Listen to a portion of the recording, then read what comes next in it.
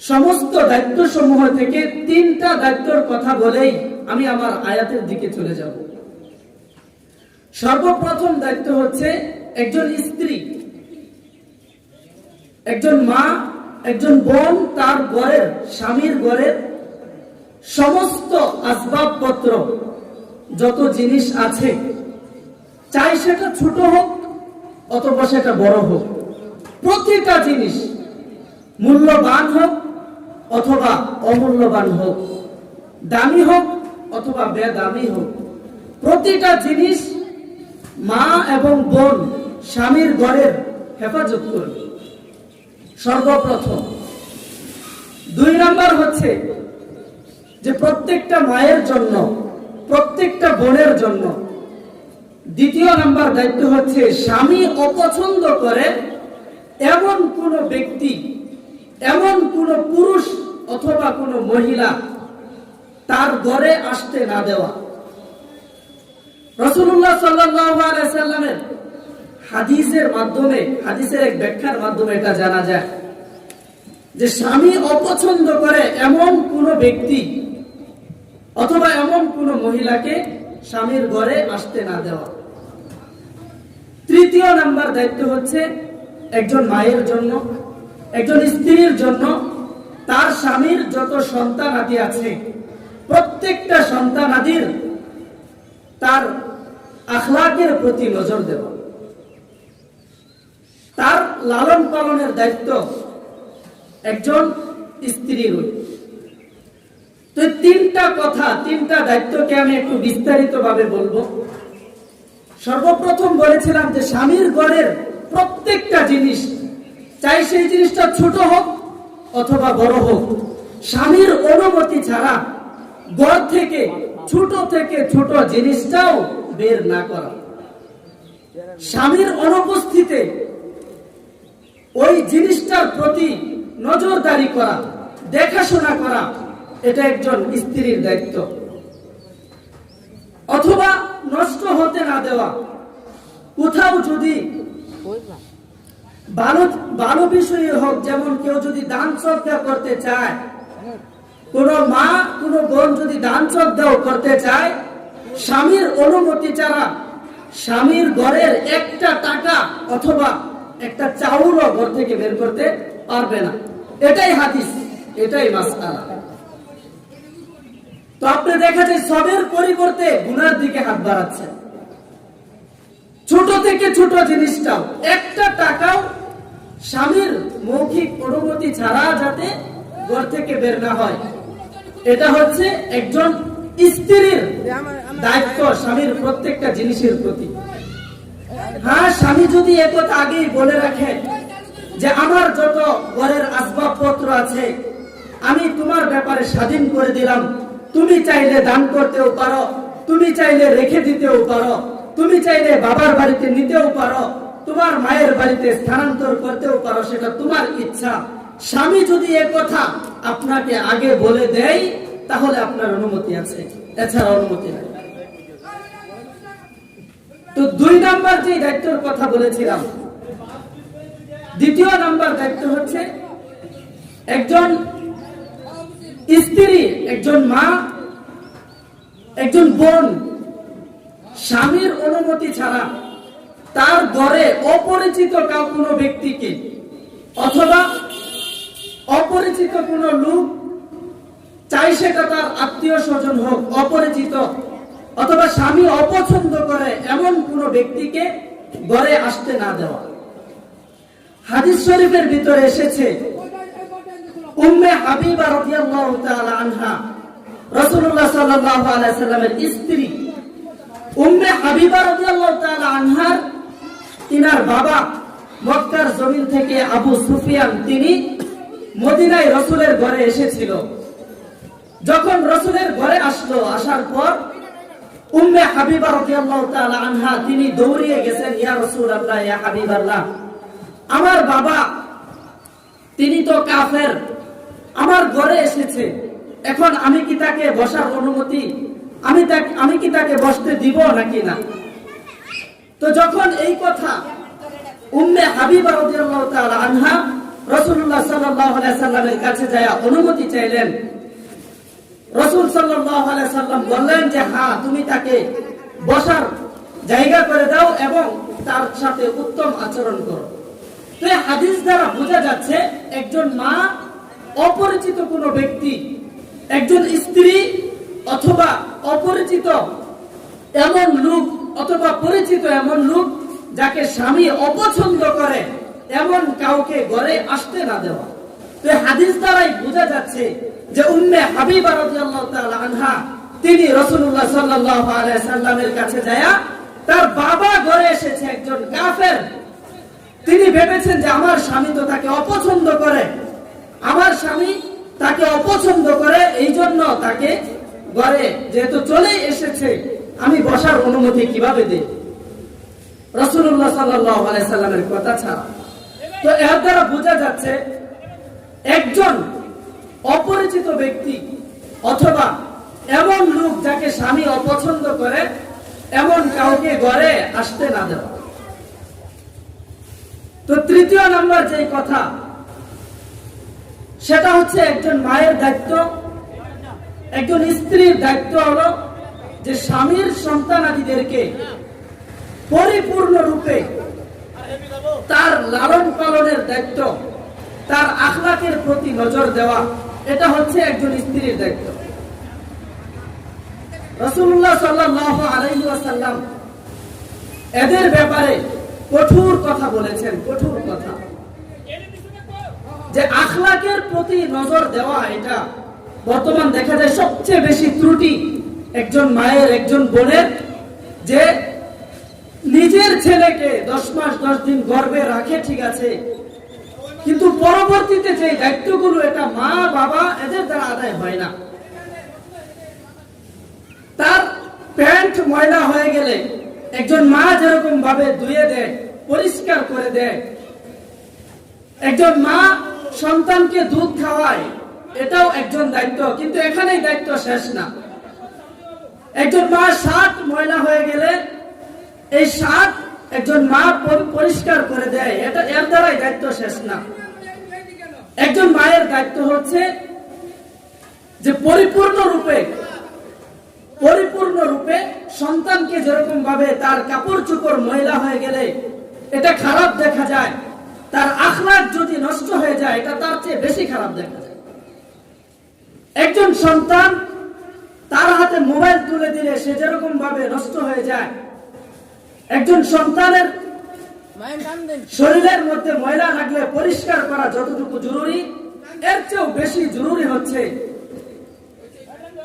একজন মা, একজন স্ত্রী তার স্বামীর সন্তানের প্রতি সুন্দরভাবে নজর দেওয়া, আখলাকের প্রতি খেয়াল করা, কোথায় যাচ্ছে, কি করছে, সন্তান কার সাথে চলাফেরা করছে, কার সাথে কথা বলছে, এই ধরনের খেয়াল রাখা। এই ধরনের মাদ্রাসা করে মাওলানা সুলতান সাহেব তিনি কম পক্ষে 3 মাস সময় মাদ্রাসার মধ্যে রেখে আপনার বাচ্চাকে, আপনার ছেলেটাকে, আপনার মেয়েটাকে 3 মাসের মধ্যে কোন ধরনের নামাজ মিস হতে দেয় না, সুন্দর পোশাক পরার ব্যাপারে মিস হতে দেয় না, রাসূলুল্লাহ সাল্লাল্লাহু আলাইহি সাল্লামের সুন্নাত ছুটার ব্যাপারে তাকিদ দেওয়া হয়, বিভিন্ন আমলের ব্যাপারে বলা হয়। কিন্তু সবচেয়ে দুঃখের বিষয় হচ্ছে যে এই জায়গা থেকে যখন একজন ছাত্র, একজন ছাত্রী যখন 3 দিনের জন্য ছুটিতে বাড়িতে যায়, দেখা যায় 3 দিনের ছুটিতে গিয়ে 3 মাস পর্যন্ত যে নামাজ ছিল সেই নামাজ তার থেকে ছুটে যায়। অথচ বাবা ঘরের ভিতরে ঘুমায়, ঘরের ভিতরে সন্তানের জন্য খাবার প্রস্তুত করছে। এটা প্রয়োজন ছিল কয়েকজন মৌলবী, কয়েকটা মাদ্রাসার মাধ্যমে আপনার সন্তানকে পরিপূর্ণরূপে ইসলামের পথে আসার দিক থেকে এটা সহায়ক না, মা এটা সহায়ক না।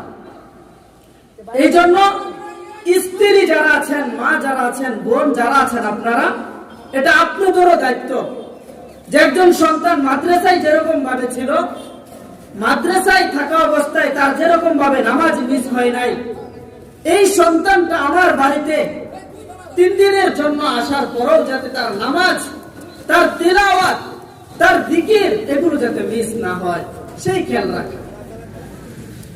তো আমি আপনাদের সম্মুখে কোরআনুল কারীম থেকে একটা আয়াত তেলাওয়াত করেছিলাম, ইয়া নিসা আন নবী। এই আয়াতের মধ্যে আল্লাহ তাআলা সর্বপ্রথম যে ডাক দিয়েছেন, ইয়া নিসা আন নবী, যে হে নবীর পত্নীগণ, হে নবীর স্ত্রীগণ শোনো। নবীর স্ত্রী যারা ছিল প্রত্যেকেই পবিত্র ছিল, প্রত্যেকেই পবিত্র ছিলেন। হযরত খাদিজা রাদিয়াল্লাহু তাআলা আনহা, এর আগে আরেকটা কথা বলে নেই যে নবীর স্ত্রী ছিল মোট 11 জন। 11 জন স্ত্রীর মধ্যে থেকে রাসূলুল্লাহ সাল্লাল্লাহু আলাইহি ওয়াসাল্লামের জীবদ্দশায় 2 জন স্ত্রী মারা যায়। একজন হচ্ছে হযরত খাদিজাতুল কুবরা রাদিয়াল্লাহু তাআলা আনহা, আরেকজন হচ্ছে হযরত সাউদা রাদিয়াল্লাহু তাআলা আনহা। এই 2 জন স্ত্রী রাসূলুল্লাহ সাল্লাল্লাহু আলাইহি ওয়াসাল্লামের জীবদ্দশায় ইন্তেকাল করেন। আর বাকি 9 জন স্ত্রী ধারাবাহিকভাবে রাসূলুল্লাহ সাল্লাল্লাহু আলাইহি ওয়াসাল্লামের মৃত্যুর পর ধারাবাহিকভাবে তারা এরকম ভাবে ইন্তেকাল করেছে। তো রাসূলুল্লাহ সাল্লাল্লাহু আলাইহি ওয়াসাল্লাম তাদের স্ত্রীরা ছিলেন পবিত্র। কুরআনুল কারীমের ভিতরে তাদের ব্যাপারে আয়াত চলে এসেছে, ওয়াই তাহহিরুকুম তাতহীরা, যে তারা সকলেই পবিত্র। হযরত খাদিজা রাদিয়াল্লাহু তাআলা আনহা এমন পবিত্র ছিলেন, হযরত জিবরাইল আলাইহিস সালাম রাসূলের সাথে সাক্ষাতের জন্য এসেছেন। রাসূলুল্লাহ সাল্লাল্লাহু আলাইহি ওয়াসাল্লাম তিনার দরজায় যখন এসেছেন, রাসূল সাল্লাল্লাহু আলাইহি ওয়াসাল্লাম তার স্ত্রী খাদিজা রাদিয়াল্লাহু তাআলা আনহাকে বলেছেন, জিবরাইল এসেছে, তুমি একটু ওই পাশের রুমে যাও। এরপর যখন খাদিজা রাদিয়াল্লাহু তাআলা আনহা চলে গেলেন, জিবরাইল এসে বললেন, ইয়া রাসূলুল্লাহ, ইয়া হাবিবাল্লাহ, আপনি এই কি করলেন? আপনার স্ত্রীকে ভিতরে পাঠিয়ে দিলেন, অথচ আল্লাহ তাআলা খাদিজা রাদিয়াল্লাহু তাআলা আনহাকে সালাম জানিয়েছেন। সুবহানাল্লাহ। তো তারা যদি পবিত্র না হতেন, তাদের কাছে আল্লাহ তাআলার সালাম এটা আসে না। পবিত্র বিদায়, এই জন্য আল্লাহ তাআলার পক্ষ থেকে সালাম জিবরাইল আলাইহিস সালামের মাধ্যমে এসেছে। হযরত আয়েশা রাদিয়াল্লাহু তাআলা আনহা, তিনার কারণে, এই আয়েশা রাদিয়াল্লাহু তাআলা আনহা এনার কারণে আমরা বর্তমানে ডাক্তারের কাছে গেলে মাঝে মাঝে বলে যে পানি ব্যবহার করা যাবে না। অসুস্থ হইলে মাঝে মাঝে এমন বলে যে পানি ব্যবহার করা যাবে না, আপনি 1 সপ্তাহ পরিমাণ পানিতে হাত লাগাতে পারবেন না, তাহলে আপনার এই রোগ আরো বৃদ্ধি পাবে। তো হাত না লাগিয়ে আপনি যেভাবে নামাজ পড়বেন, পানি দ্বারা পবিত্র না হয়ে আপনি যেভাবে নামাজ পড়বেন, সেই আয়াত, সেই বিধান স্বয়ং হযরত আয়েশা রাদিয়াল্লাহু তাআলা আনহা তিনার মাধ্যমে আমাদের কাছে এসেছে। আমাদের কাছে এসেছে কুরআনুল কারীমের ভিতরে আল্লাহ তাআলা হযরত আয়েশা রাদিয়াল্লাহু তাআলা আনহা যে বেগুনাহ, সে কথা কুরআনুল কারীমের মাধ্যমে আল্লাহ তাআলা বুঝিয়ে দিয়েছেন। ফাতায়াম্মামু সাঈদান তাইয়িবান ফামসাহু বিওজুহিকুম ওয়া আইদিকুম, যে ফাতায়াম্মামু, তোমরা তায়াম্মুম করো, পানি না পেলে তোমরা তায়াম্মুম করো, সাঈদান তাইয়িবান, পবিত্র মাটির মাধ্যমে, পবিত্র বালি দ্বারা, পবিত্র জিনিস চূড়ার মাধ্যমে, এগুলোর মাধ্যমে তোমরা তায়াম্মুম করো। এরপরে এসেছে ফামসাহু বিওজুহিকুম, যে তোমরা তোমাদের চেহারা সমূহ তায়াম্মুমটা কিভাবে করবা, কুরআনুল কারীমের ভিতরে বলে দিয়েছেন, ফামসাহু বিওজুহিকুম, তোমরা তোমাদের চেহারা, এই চেহারাকে মাসাহ করো, ওয়া আইদিয়াকুম, এবং তোমাদের হাত দ্বয় এটাকেও মাসাহ করো। তাহলে বোঝা গেল তায়াম্মুমের জন্য প্রথম শর্ত যে নিয়ত করতে হবে, এরপরের শর্ত হচ্ছে আপনার চেহারা মুবারক এটাকে মাসাহ করতে হবে, এরপরের যে বিধান সেটা হচ্ছে হাত দ্বয় এটাকে আপনার মাসাহ করতে হবে। তো এই হচ্ছে তায়াম্মুম। এই তায়াম্মুমের বিধান একমাত্র হযরত আয়েশা রাদিয়াল্লাহু তাআলা আনহা তিনার কারণে এসেছেন। এরপর আরো একটা বিধান এসেছেন যে আয-যানিয়াতু ওয়াজ-যানি ফাজলিদু কুল্লা ওয়াহিদিন মিনহুমা মিআতা জালদা, যে এই আয়াত শুধুমাত্র হযরত আয়েশা রাদিয়াল্লাহু তাআলা আনহার ব্যাপারে এসেছেন যে কোন পুরুষ অথবা নারী জিনায় যদি লিপ্ত হয়ে যায় তাহলে তাদেরকে 100 বেতের আঘাত করো, মিআতা জালদা। তো বেতের আঘাত এই শাস্তি আমাদের বাংলাদেশে নাই, এটা এখন আরবের জমিনে আছে। তো এই জন্য এইগুলোর মাধ্যমে বোঝা যায় রাসূলুল্লাহ সাল্লাল্লাহু আলাইহি সাল্লামের যত স্ত্রী ছিল তারা সকলেই পবিত্রা ছিলেন। তো আর আল্লাহ তাআলা এই কথাটাই বলেছেন, ইয়া নিসা আন-নবী, যে হে নবীর পত্নীগণ, হে নবীর স্ত্রীগণ, শুনো, মাই ইয়াতি মিনকুন্না, মাই ইয়াতি মিনকুন্না, যে তোমাদের মধ্য থেকে যেই আমি রবের কাছে আসবা, বিফাহিশাতিন মুবাইয়িনা, কি নিয়ে আসবা? বিফাহিশাতিন মুবাইয়িনা, স্পষ্ট গুনাহ। বিফাহিশা, ফাহিশা বলা হয় মহিলাদের পক্ষ থেকে পুরুষ কেন্দ্রিক যত গুনাহ আছে, পুরুষদের মধ্য থেকে মহিলা কেন্দ্রিক, মেয়ে কেন্দ্রিক যত গুনাহ আছে, এই প্রত্যেকটা গুনাহকে বলা হয় ফাহিশা। তো আল্লাহ তাআলা এই কথাই বলেছেন, বিফাহিশাতিন মুবাইয়িনা, স্পষ্ট গুনাহ, এটা যেই নিয়ে আসবা। নবীর স্ত্রীদেরকে আল্লাহ তাআলা বলেন, মাই ইয়াতি মিনকুন্না বিফাহিশাতিন মুবাইয়িনা, যেই নিয়ে আসবা স্পষ্ট গুনাহ, ইউদাআফ লাহাল আযাব, যে আমি আল্লাহ তাআলা তাকে আযাব দেব। শুধু আযাব দেব যে এমন না, আপনি শুধুমাত্র একটা গুনাহ করেছেন, আল্লাহ তাআলা বলেন ইউদাআফ লাহাল আযাবু যিআফাইন, ডাবল শাস্তি, ডাবল শাস্তি দিব। তো এখানে সূক্ষ্ম বিষয় হলো যে আল্লাহ তাআলা নবীর স্ত্রীদের ব্যাপারে বলেছেন, যদি একটা গুনাহ নিয়ে আসো তাহলে আমি আল্লাহ তাআলা তোমাদেরকে ডাবল শাস্তি দিব। তাদেরকে যদি, নবীর স্ত্রীদেরকে যদি ডাবল শাস্তির কথা বলা হয়, তাহলে আমাদের স্ত্রীদের কি অবস্থা বলেন? আমাদের স্ত্রীদের কি অবস্থা? আজকে প্রত্যেকটা মা, প্রত্যেকটা বোন, প্রত্যেকটা স্ত্রী তারা এটাই ভেবে নিয়েছে যে যতই বলুক হুজুররা, আমরা আমাদের মুড় ঘুরাবো না। তারা যতই মাথা চালা দেখ, আমরা আমাদের মতোই করে চলবো। কোরআন থেকেই বলুক অথবা যে কোনো গাইড থেকেই বলুক অথবা হাদিস থেকেই বলুক, আমরা যেভাবে চলতেছি আমাদের চলাটাই সঠিক। এটা আজকে প্রতিটা মা, বোন, প্রত্যেকটা স্ত্রী এটা ভেবে নিয়েছে। আর নয়, মাঝে মাঝে দেখা যায় এটাই যদি না হইতো, মাঝে মাঝে এরকম যুবকদের থেকে শোনা যায় বিবাহ করে শান্তির ভিতরে নাই। বিবাহ করেছে 8 বছরের রিলেশন, 8 বছরের সম্পর্ক। তো 8 বছরের সম্পর্কের মধ্যে বলে হুজুর 8 বছরের ভিতরে কোনদিন আমি আমার স্ত্রীর ব্যাপারে, আমি যার সাথে রিলেশন করেছি তার ব্যাপারে আমার সন্দেহ ছিল না, সেও আমার ব্যাপারে কোন ধরনের সন্দেহ ছিল না। কিন্তু 8 বছর পর যখন উভয়ে বিবাহ করলাম, বিবাহের পর দেখি আমার ঘর এটা জান্নাত না জাহান্নামের টুকরা হয়ে গিয়েছে। আমিও মনে করি যে প্রত্যেকটা মিনিটে মিনিটে আমার স্ত্রী পরপুরুষের সাথে কথা বলে, সেও আমাকে মনে করে আমিও পর মহিলাদের সাথে কথা বলি। এই হয়ে গেছে আজকে আমাদের অবস্থা।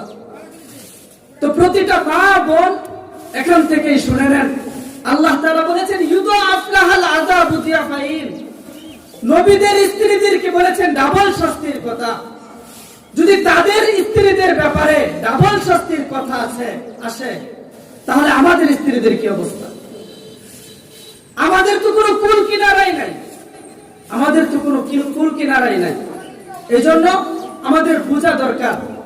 অনেকেই এই আলোচনা শোনার পর আরো একটা বিষয় বলি, যে দেখা যায় ঘরের ভিতরে স্বামী সারাদিন কাজ করে ঘাম ঝরিয়ে ঘরে আসছে, ঘরে আসার পর স্ত্রীর ব্যবহার এমন, বলে লঙ্গিটা একটু দেও তো, দেখো না লঙ্গি আলনার ভিতরে আছে, এলো। তো আবার এরকম ভাবে দেখা যায় সময় অনুপাতে বলে যে তেল কোথায় রেখেছ, তো তুমি জানো না তেল কই রাখি, সেটা আমাকে বারবার জিজ্ঞাসা হয়, তুমি জানো না প্রতিদিন কইতে হবে। এই ধরনের কথা। অথচ আল্লাহ তাআলা বলেছেন রাসূলুল্লাহ সাল্লাল্লাহু আলাইহি সাল্লামের মাধ্যমে, নেককার নারী হলো ওই ব্যক্তি, নেককার স্ত্রী হলো সেই যে স্বামী স্ত্রীর দিকে তাকালেই আনন্দ পায়, যে স্ত্রীর দিকে কোন স্বামী তাকালেই মুস্কি হাসির মাধ্যমে হোক অথবা যে কোনো ভাবেই হোক দেখেই যাতে আনন্দ পায়, সে হচ্ছে নেককার স্ত্রী। নেককার মা হচ্ছে সে যে মা বাবাকে এত ভাবে আরাম দেয়, যে কোনো ভাবে, যেভাবে বলে সেভাবেই চলে, যেভাবে করতে বলে সেভাবেই করে, যেভাবে আদেশ সেভাবেই আদেশ মানে, সে হচ্ছে মূলত নেককার। ওয়াইদা গাবা আনহা, হাদিস শরীফের ভিতরে এসেছে, স্বামী অনুপস্থিতি আছে, তার থেকে কোনো গুনাহ, তার থেকে কোনো অন্যায়, তার থেকে কোনো অপরাধ হয় না। ওই মা, ওই স্ত্রী হচ্ছে মূলত নেককার। আজকে আমরা মা যারা আছেন, যারা বোন স্ত্রী, আপনারা আপনাদের স্বামীদের কথা যদি না মানেন, একটা কথা বলে যাই, লিখে নেন।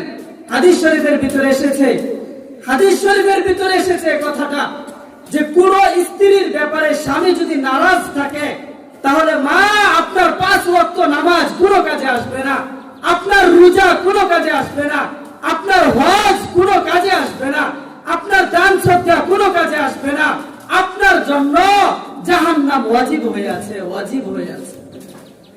আপনার স্বামী যদি আপনার প্রতি নারাজ থাকে, গুনার পরিমাণ এত বাড়াইছে, এত বাড়াইছে, স্বামীর দিকে তাকাইলে মনে হয় আবু জাহেল। স্বামীকে ছাড়া বাহিরে যত পুরুষ আছে, প্রত্যেকটা পুরুষ তার কাছে মনে হয় এগুলো গিলমান, জান্নাত থেকে এসেছে। নিজের ঘরে স্বামীর সাথে বাসা ঠিক নাই, অথচ দেখা যায় অটোওয়ালা, রাস্তার অটোওয়ালা, তার সাথে খুব সুন্দর আচরণ, তার সাথে কথা বলার ঢংই আলাদা, শুধু তার সাথেই হাসি, অথচ স্বামীর সাথে কোন ধরনের হাসি, কোন ধরনের কোনো কিচ্ছু না। তো আল্লাহ তাআলা আমাদেরকে বুঝার তৌফিক দান করেন। অনেক মহিলারা ভাবতেছে যে আমি হুজুর যে কথাগুলো বলতেছে আজকে, যে নবীর স্ত্রীদেরকে ডাবল শাস্তির কথা, নবীর স্ত্রীদের ব্যাপারে এত কঠোর কথা, আমাদের ব্যাপারে এটা হবে না, এটা তারা অনেকেই ভাবছে।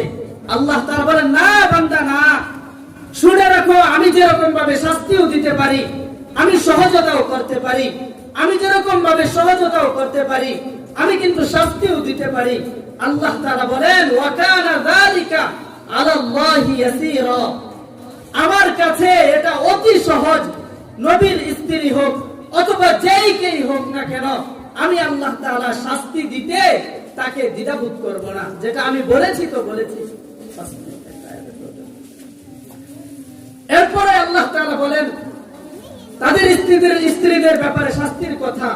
এবার কোন স্ত্রী, এবার যদি কোন নারী তারা যদি ভালো হয়, তাহলে তাদের ব্যাপারে কুরআনুল কারীমের ভিতরে আয়াত চলে এসেছে, ওয়ামাই ইয়াকুনুত মিনকুন্না লিল্লাহ, যে তোমাদের মধ্যে থেকে কেউ যদি লিল্লাহি ওয়া রাসূলি, আল্লাহ এবং তার রাসূলের আনুগত্য এগুলো যদি করে, ওয়ামাই ইয়াকুনুত, কেউ যদি রাসূলুল্লাহ সাল্লাল্লাহু আলাইহি সাল্লামের বিধান, আল্লাহ তাআলার বিধান মেনে কেউ যদি আমার কাছে আসো, ওয়াতা আমাল সালিহা, এবং সৎ আমল, সৎ আমল এটা যদি করো, স্বামীর সন্তুষ্ট, 5 ওয়াক্ত নামাজ, রমজান মাসের রোজা, এরপরও দেখা যায় বিভিন্ন আমল, যত আমল আছে প্রত্যেকটা আমল যদি করো, আল্লাহ তাআলা বলেন ওয়াতা আমাল সালিহান নুতিহা, কেউ যদি সৎ আমল করে থাকো তাহলে শুনে নাও, আমি যেরকম ভাবে শাস্তি, কঠোর শাস্তির কথা বলেছি গুনার কারণে, আবার কেউ যদি সৎ আমল করো, আল্লাহ তাআলা বলেন নুতিহা, আমি আল্লাহ তাআলা তাকে দিব আজরহা, তার প্রতিদান। কেউ যদি নামাজ পড়েন, নামাজের প্রতিদান, রোজা রাখলে রোজার প্রতিদান আল্লাহ তাআলা দিয়ে দিবেন। এরপরে আল্লাহ তাআলা বলেন, তো শুধু নামাজ পড়েছেন এর মানে নামাজের যতটুকু সওয়াব ততটুকু না, আমি আল্লাহ তাআলা গুনার ব্যাপারে যেরকম ভাবে বলেছি ডাবল শাস্তি, ঠিক তদ্রুপ আমলের ব্যাপারেও আমি আল্লাহ তাআলা বলে দিলাম নুতিহা আজরহা মাররাতাইন, সওয়াব এটাও এই পরিমাণ হবে যতটুকু করেছেন তা না, তার চেয়ে দ্বিগুণ পরিমাণে। সুবহানাল্লাহ। এরপর আল্লাহ তাআলা বলেন ওয়া আ'তাদনা লাহা রিজকান কারীমা, ওয়া আ'তাদনা লাহা রিজকান কারীমা। যে আমল করেছো এখানেই ক্ষান্ত না, আমি আল্লাহ তাআলা আরো একটা পুরস্কার দুনিয়াতেই দিয়ে দিব। রিজকান কারীমা, সম্মানিত রিজিক, সেটা আমি মা বোন প্রত্যেকটা স্ত্রীর জন্য প্রস্তুত করে রেখেছি। সম্মানিত রিজিক এটা কিভাবে প্রস্তুত করে রেখেছেন? এই আয়াতের তাফসীরের ভিতরে এসেছে যে একজন মা তার জন্য বাবা বাহিরে গিয়ে বিভিন্ন জায়গায় কর্ম করে মায়ের জন্য রিজিক খাবার প্রস্তুত করবেন। এরকম ভাবে একজন স্ত্রীর জন্য স্বামী ঘুরে ঘুরে বিভিন্ন জায়গার মধ্যে টাকা পয়সা উপার্জন করে এই স্ত্রীর জন্য খাবার প্রস্তুত করবেন। বোনের জন্য ভাই সম্মানী রিজিক প্রস্তুত করে দিবেন। এরপরে আল্লাহ তাআলা বলেন কেউ যদি এই সৎ আমলগুলো করে নাও, আমি আল্লাহ তাআলা দুইটা পুরস্কার, একটা হচ্ছে আখিরাতের জমিনে আমি আল্লাহ পাক রব্বুল আলামিন তোমাদেরকে দ্বিগুণ প্রতিদান সেটা দিয়ে দিব, আরেকটা হচ্ছে দুনিয়ার জমিনের মধ্যে আমি আল্লাহ পাক রব্বুল আলামিন ওয়া আ'তাদনা লাহা রিজকান কারীমা, সম্মানিত রিজিক সেটা আমি আল্লাহ তাআলা প্রস্তুত করে রাখি। যতটুকু আলোচনা হলো আল্লাহ তাআলা যাতে আমাদেরকে এই আলোচনার উপরে পরিপূর্ণ রূপে আমল করার তৌফিক দান করুক। আমিন।